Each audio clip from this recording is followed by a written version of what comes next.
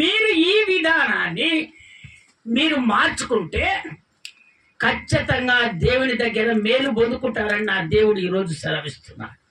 చదువు. కృతజ్ఞత స్తుతులు చెల్లింపనే లేదు గాని తమ వాదములయందు వ్యర్థులైరి. ఆ వాదములు మీరు పెట్టుకోకూడదు. లోకవాదములు పెట్టుకుంటే మీరు వ్యర్థులైపోతారు, కార్యం జరగదు.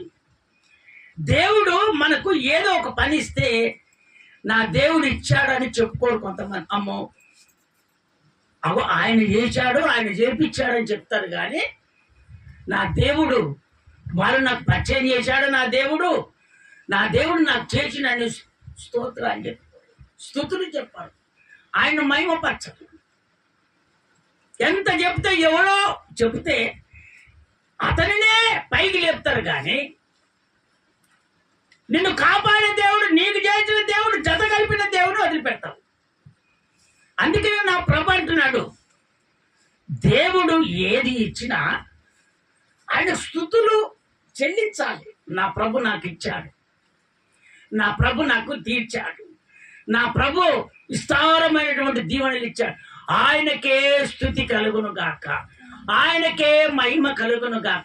ఇది ఎప్పుడైతే నీ హృదయంలో చెడ్డ తలంపులు తీసేసి నీ హృదయంలో ఈ స్తుతులు వస్తాయో, నిన్ను నా దేవుడు ఎన్నటికీ చెయ్యి విడవడు. స్తోత్రం చెప్తారా ఒకసారి గట్టిగా? చదవండి 2 కొరింథీయులకు రాసిన పత్రిక 10వ అధ్యాయం 5వ వచనంలో దేవుడు మాట్లాడుతున్నాడు. 10వ అధ్యాయము 5వ వచనం 2 కొరింథీయులకు రాసిన పత్రిక. వినండి. మేము విత్కరములను దేవుని గూర్చిన జ్ఞానమును అడ్డగించు ప్రతి ఆటంకమును పడదోసి ప్రతి ఆలోచనను క్రీస్తుకు లోబడినట్టు చెరబట్టి ఉన్నా. క్రీస్తుకు లోబడి చెరబట్టి ఉన్నా. అక్కడ వాళ్ళు చెప్తున్నటువంటి మాట, మాకు మాంతటగా మేము దేవుడు ఏది ఇచ్చింది కాదు, ఏది ఇచ్చినా కూడా క్రీస్తే మాకు ఇచ్చాడు. మాలో ఏ బలమో లేదు, ఆయన బలము ద్వారానే ఈ కార్యాలు మాకు జరుగుతున్నాయి. ఆయనే మాకు సమస్తము చేస్తున్నాడని అక్కడ చెప్తున్నటువంటి మాటలు అవి. మా అంతటగా మేము చేసేది కాదు, మాలో చేసేది ఎవరో తెలుసా? నా ప్రభువైన యేసు మాలో చెప్తున్నాడు. అందుకనే మా ప్రభును, మా దేవుణ్ణి, మా యేసయ్యను మేము ముందు పెట్టుకొని నడుస్తున్నామని చెప్తున్నారు. అందుకనే ప్రభు, ఎప్పుడైతే ప్రభును ముందుకు పెట్టుకొని నువ్వు వెనకంగా పోతావో నిన్ను మాత్రం దేవుడు ఆశీర్వదించడం మొదలు పెడతాడు. స్తోత్రం చెప్తారా ఒకసారి గట్టిగా? వాళ్ళు అంటున్న మాట, మాకు ఏది చేసినా కూడా ప్రభే.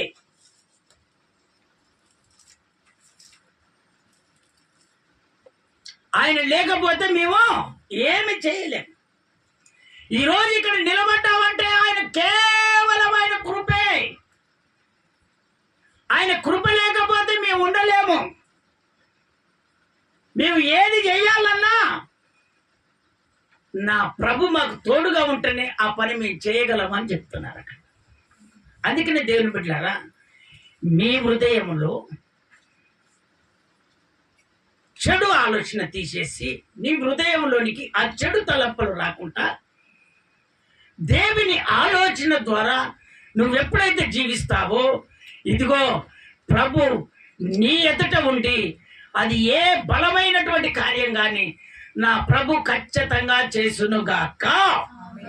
స్తోత్రం చెప్తారా సరి గట్టిగా? చదవండి, దేవుని వాక్యంలోనికి మనం వెళ్దాం. ద్వితీయ ఉపదేశ కాండం, జాగ్రత్తగా వినండి. ద్వితీయ ఉపదేశ కాండము 31వ అధ్యాయము 20వ వచనంలో దేవుడు మాట్లాడుతున్నాడు. 31:20వ వచనం ద్వితీయ ఉపదేశ కాండం. నేను వినండి, బాగా వినండి.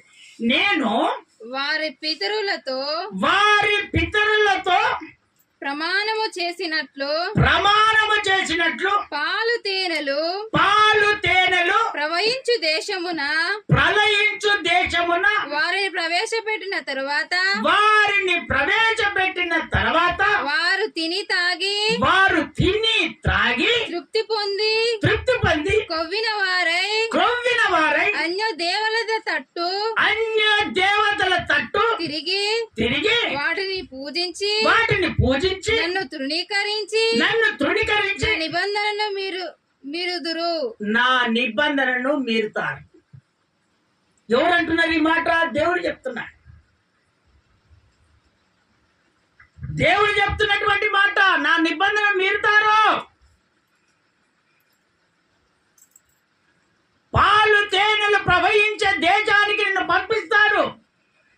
అక్కడ ఆశీర్వదించబడిన తర్వాత, అక్కడ అంత మంచిగా అయిన తర్వాత నన్ను వదిలిపెడతారు. నన్ను వదిలిపెట్టి ఏం చేస్తారంట? అన్య దేవతల ఆచారం పడతారట.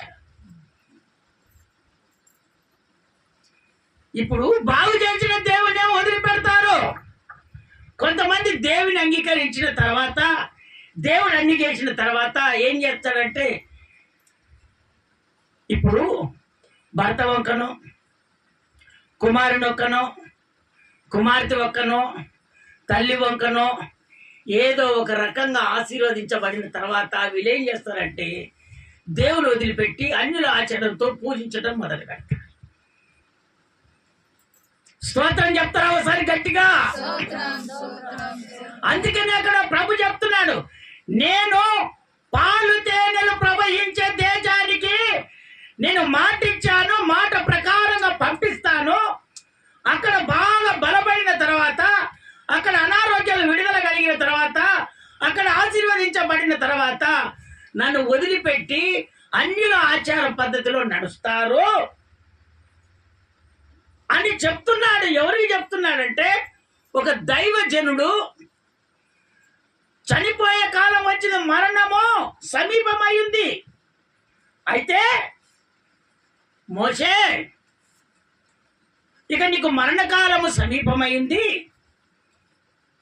నీతో పాటు పరిచారకుడు ఉండే యెహోషువ, ఆయనకు ఇవన్నీ విషయాలు నువ్వు చెప్పాలి.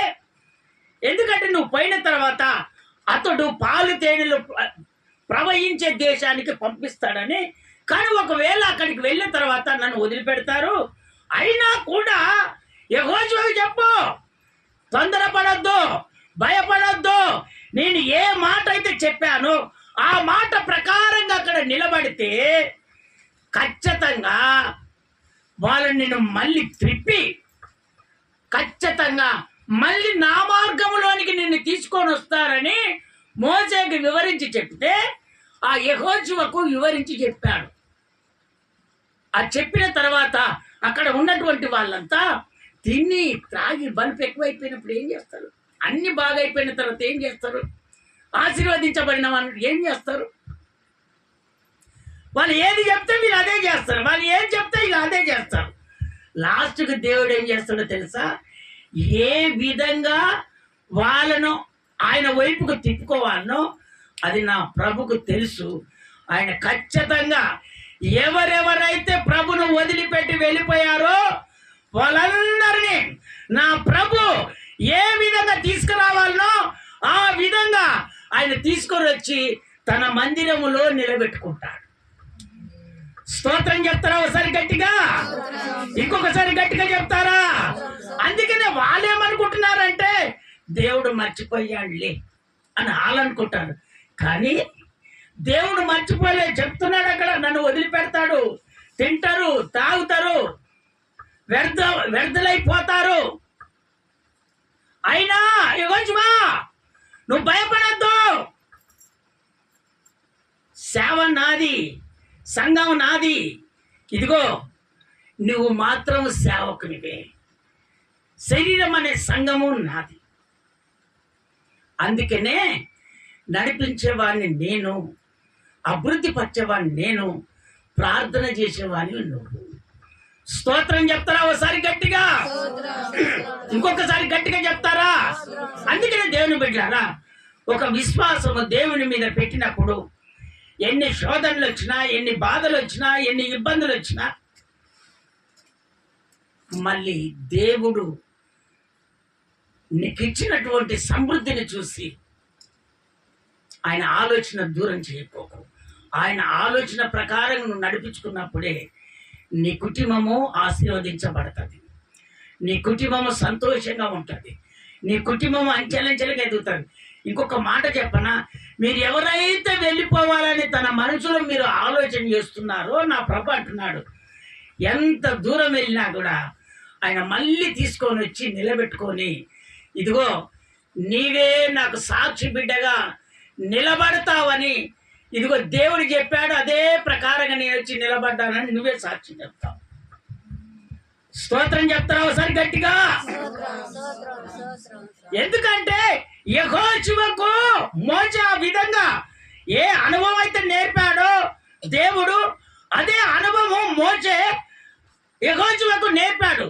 అందుకనే ఎంతమంది చనిపోయినా, ఎంతమంది ఇదిగో కృంగిపోయినా, ఖచ్చితంగా దేవుడు అనుకున్న సమయానికి ఆయన పాలు తేనెలు ప్రవహించే దేశానికి తీసుకొని వెళ్ళాడు.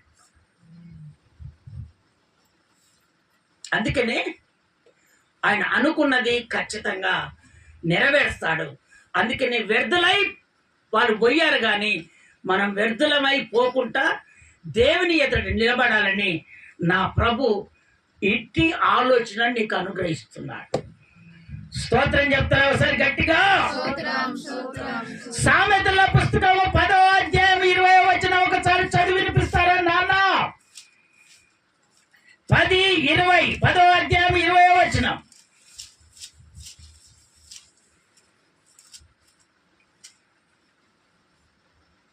నీతిమంతుని నాలుక ప్రశస్తమైన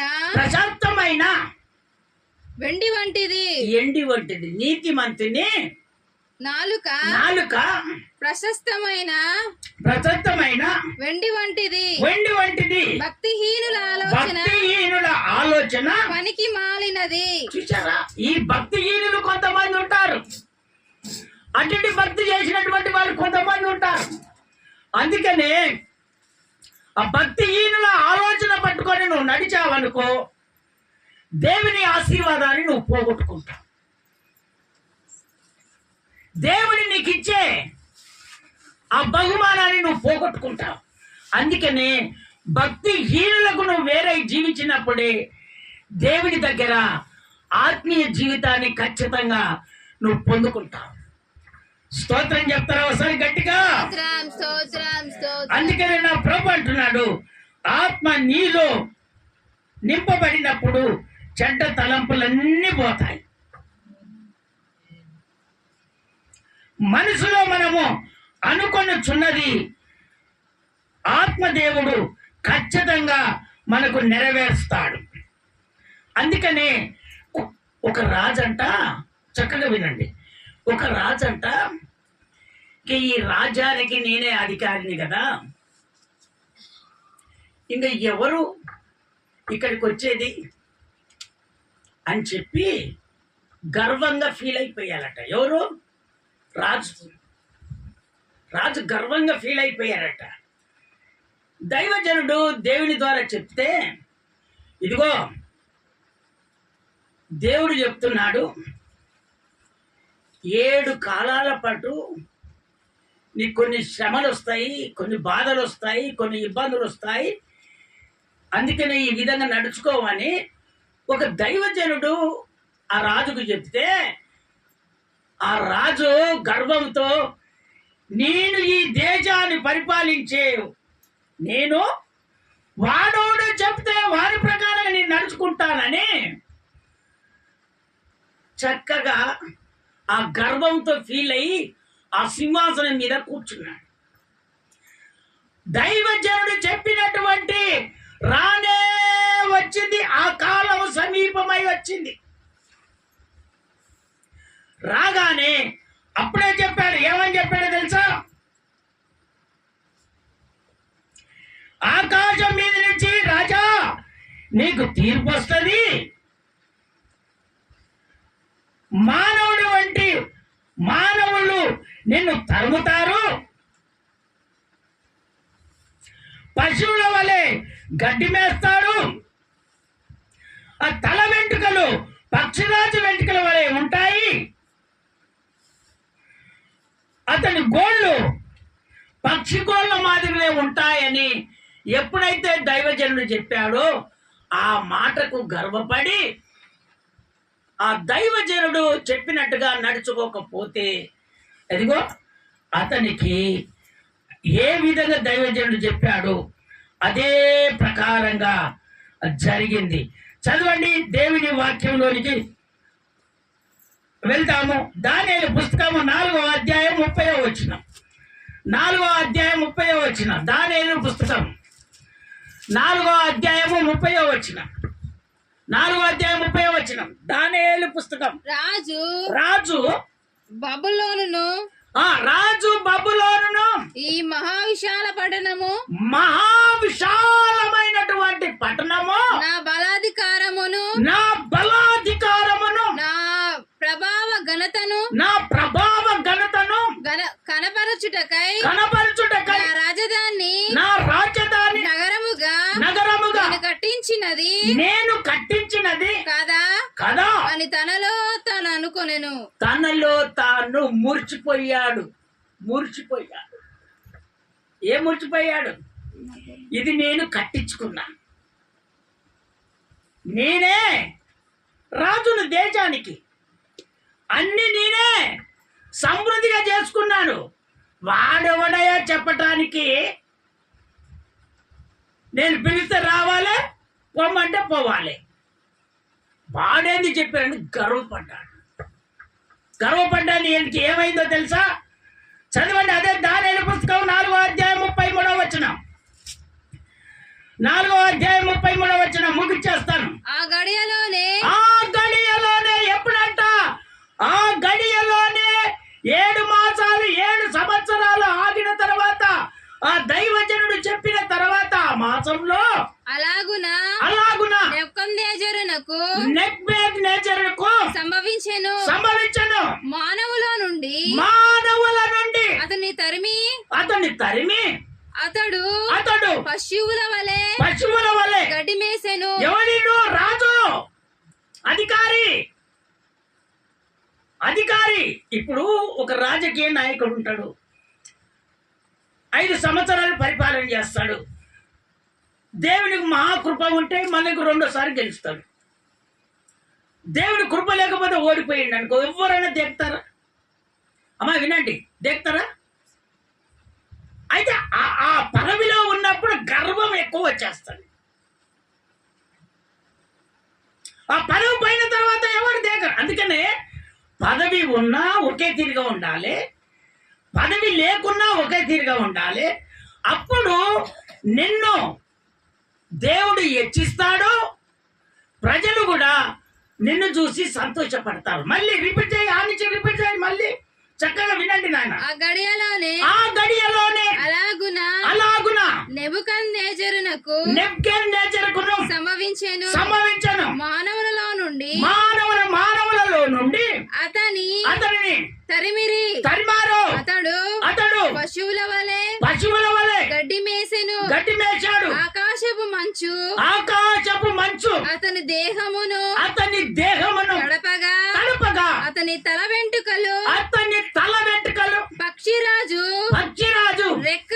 రెక్కల ఈ కేవలం వంటివాయను. అతని గోళ్ళు పక్షుల గోళ్ళ వంటివి ఆయను. పక్షుల గోళ్ళ వంటివి ఆయన్ను. ఎవరి రాజు? దేవుని బిడ్డలారా, అందుకే నేను నా ప్రభు నీకు సమృద్ధిగా ఇచ్చి చూస్తాడు. దాంట్లో నువ్వు నిలబడకపోతే ఆ శ్రమలిగా నువ్వు తట్టుకోలేవు. ఆ విధంగా శ్రమలు పడతాయి. స్తోత్రం చెప్తారా? ఒకసారి గట్టిగా, ఇంకొకసారి గట్టిగా చెప్తారా? ఎర్రవిగిపోయాడు, అంత నాదే అనుకున్నాడు. లాస్ట్కి వచ్చేసరికి ఏమైపోయింది? జనాలంతా తరిమేశారు. ఊర్లోకి వెళ్ళి వెళ్ళిపో అన్నారు. ఎందుకో? దేవుని ఆలోచన కాదు, అతని ఆలోచన. మదము, అహంకారము ఇవన్నీ పోగైపోయాయి. వాళ్ళు చెప్పినాయి, వీళ్ళు చెప్పినాయి, వారు పడింది, వీడు పడింది, అవి చెప్పినాయి, ఈ చెప్పినాయి అన్ని మనసుకు పెట్టేసి ఆ జనాల నుంచే తరిమేశారు. ఇంకేం చేశారు? అక్కడ ఉన్నటువంటి మంచుకు, వర్షానికి తడిచిపోయాడు. పక్షిరాజు ఈకల వల్లే ఆ తల ఎంటికలు అయిపోయాయి. ఈకలంటే ఏంటి? బొచ్చు. ఈకలు రెక్కలు కుట్టాయి కదా, ఈకలు బట్టి ఇప్పుడు ఆ పక్షులు ఉంటాయి కదా, గోర్లు ఉంటాయి, ఆ గోర్ల వంటి గోర్లు అయ్యాయి చేతులకన్నీ. అట్లా అయిన తర్వాత అప్పుడు అనుకుంటుందంట, స్తోత్రం చెప్తారా ఒకసారి గట్టిగా, ఇంకొకసారి గట్టిగా చెప్తారా?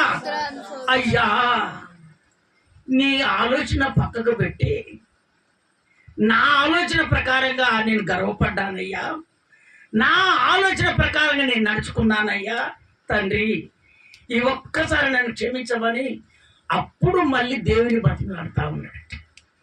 స్తోత్రం చెప్తారా ఒకసారి గట్టిగా? ఆ దైవజనుడు చెప్పినప్పుడు వినాలి కదా. దైవజనుడు ఎందుకు? ఆ పట్టణానికి కాపుదల, సంఘానికి కాపుదల.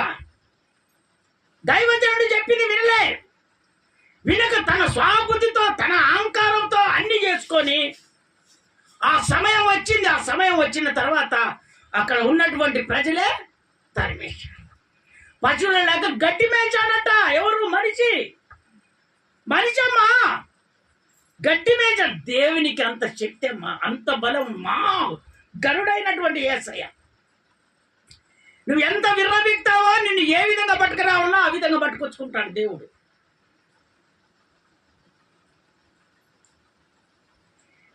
వర్షానికి, మంచుకు తడిచి ముద్దై,